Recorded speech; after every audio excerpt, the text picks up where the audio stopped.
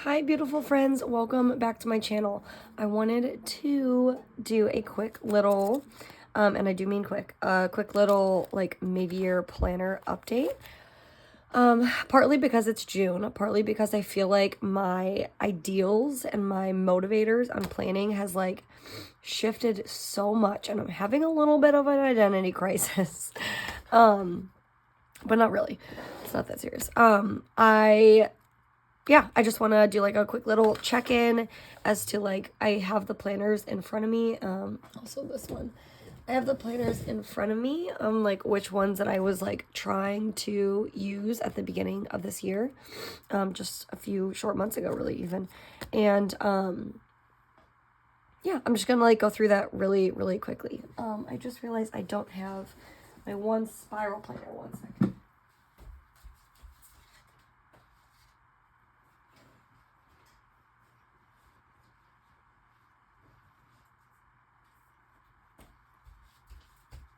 Okay.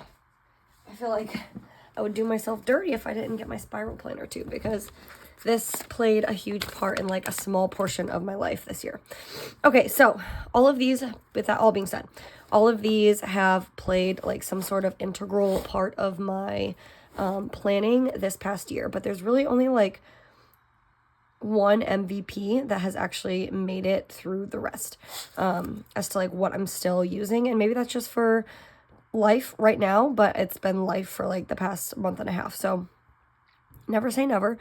But I'm going to just like go down that rabbit hole right now. So let's start with like to me it feels like the elephant in the room, because this was so me for so long, and I have a hard time like admitting the fact that I feel like I'm not a Hobonichi user anymore. I just feel like I'm not, and I have really struggled with trying to like start this back up evenly over the last couple months, really. I think the last month that I was really, or the last period of time I was really using this was, I would like even say maybe March. Because there was times in April, obviously, that I had used it. Clearly I was like marking things off and I was like writing some small things in, but you could tell like I really just, when I look at this, I can tell that I really just put those things in there just to put them in there, because there was so much more that happened this month that probably isn't even included on here. And then May, I kind of tried to like really jump back in because I was missing it, and I just like fell very short. I didn't enjoy it, and you'll really see that in my weekly spreads. Like I tried to like jazz it up, and I tried to like plan that for next week and back plan a little bit. I tried to get myself like excited by making it all cute. This week was like kind of a bust too. It looks really filled in, but it's really not filled in because I was using it. It's like the ending part of the year, of the week. I went back and wrote things in there. And then she can come in. Hi baby, you can come in. And then this week, for my birthday week, I remember trying really hard. Hi baby, good morning. I remember trying really hard to get into it. Here, do you want to put your hands in there? Say hi. I remember trying really hard to get into it. I couldn't. And I can honestly, I can't even find the week that I probably really fell out of it. I would say it was probably this week. I remember being really excited about, like this little part when my mom had visited in March, and then life got really busy again after that, and I kind of used it, went back in. This week I remember going back in and writing a lot of stuff. This week it looks like I pretty heavily used it, but it's hard to tell. Yeah, I just like fell really short. I think like this week you could also really see I have like this little identity crisis. I start writing things because like that was how I used to write in here, and I don't know. I just wasn't feeling good. It might have also started, I never really felt super settled in, I think because I tried to do so much different with the notes pages in this planner than I've ever done.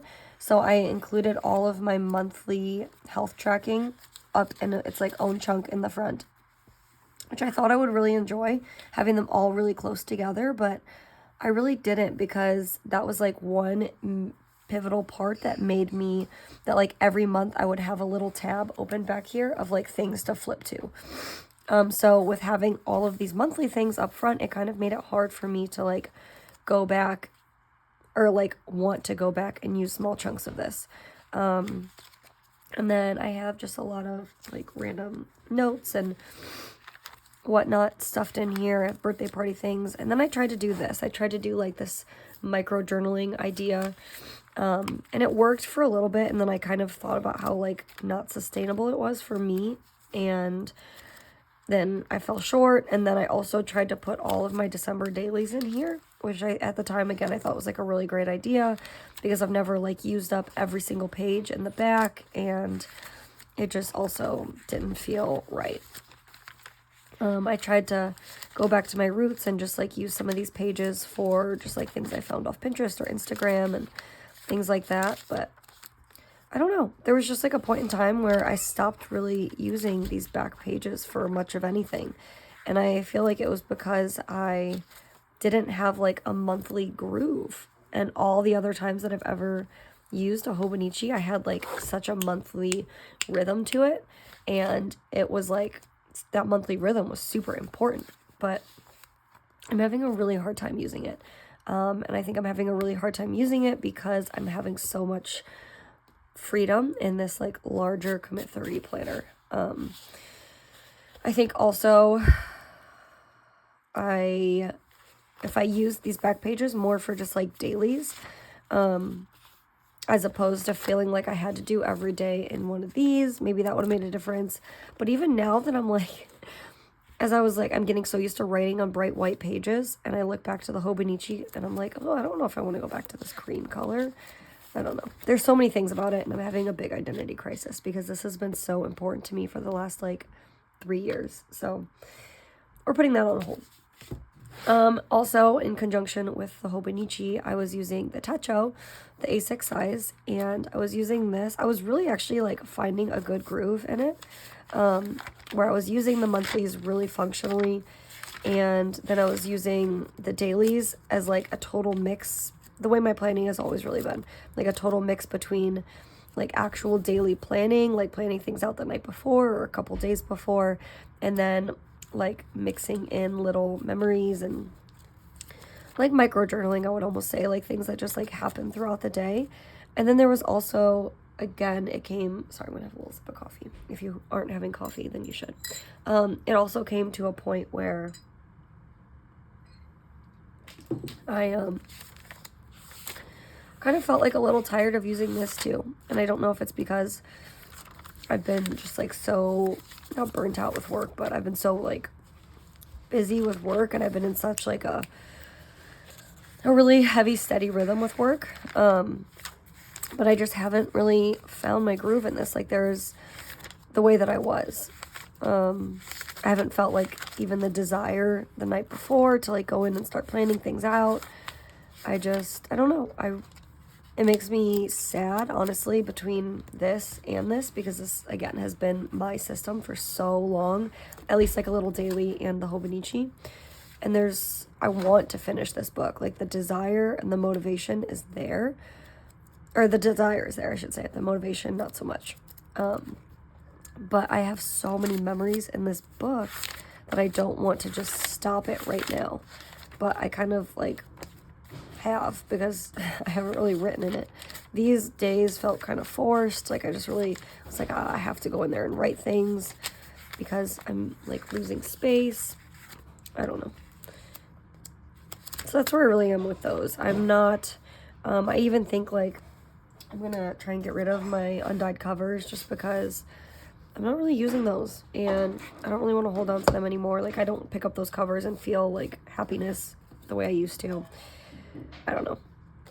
I don't know what's going on with that. But moving on to this little guy, this was something that I had kind of picked up using. Last year in November, I like decorated the whole little front area. It's all like cute and themed. So in last November, I was really using this a lot, or as much as I could, because it was just the monthly. Same with December. And then come January, I fell out of it. I was really heavily, obviously, using my weeks. So this was kind of forced as well. I was like really just trying to figure out if I wanted to use stickers in here. And if I did use stickers, like what those stickers, like how it would look and like what the vibe would feel like. And I ended up just like kind of going in and writing things that I felt like I needed to at the time, because I was trying to use this. And then there was like a quick turning point where it felt like this was the only thing I could use because I had just so much in my brain. I like couldn't think about memory planning. I couldn't think about micro journaling. I just needed to get, there was so much I also had to get done that I was writing in here. And it's funny because like at the time that I was doing this, I was still very heavily using this. So I was using like this at the same time. This fulfilled that creative edge, and this fulfilled that like I just need to get things on paper so I know that I got them done and I know like what I need to do moving forward. And that's what this filled. And I really enjoyed it. And once I really started enjoying it, then I was like thinking, oh, like what can I start tipping in to make it feel more my own? And what else can I track? Can I track, you know, medical things? And I fell out just a little bit and I started hopping back in. And it kind of went on like this ebb and flow of using it, based on like how busy I was in life between like work and just like resting, full-blown resting at home. But you could see like when it picks up, and it's like the main thing that I relied on. I even found myself like taking this out to breakfast with my husband. I found myself taking, this was like the planner that I took out everywhere, which is kind of funny because I never thought that me taking like a little spiral bound Target planner would be the thing. But for a portion of time it was.